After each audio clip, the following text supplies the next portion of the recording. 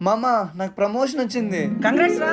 ఈరోజు night party ఉంది, మీ ఇద్దరు కంపల్సరిగా రావాలి. సరేరా.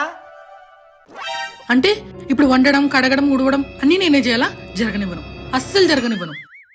అమ్మగారు, పార్టీకి ఎంతమంది వస్తున్నారేంటి? 30 మంది రావచ్చే. ఎంతవరకు ఖర్చు అవుతుంది? ఒక 40,000 దాకా ఖర్చు అవుతుంది. అయ్యయ్యో, మీరు కూడా అదే పని చేస్తున్నారు. ఏమైంది? ఇంతకు ముందు వేరే వాళ్ళ ఇంట్లో పని చేస్తాంటి కదా, వాళ్ళు మీలాగే ఉన్న డబ్బంతా జల్సాలకు పార్టీలకు ఖర్చు పెట్టేశారు.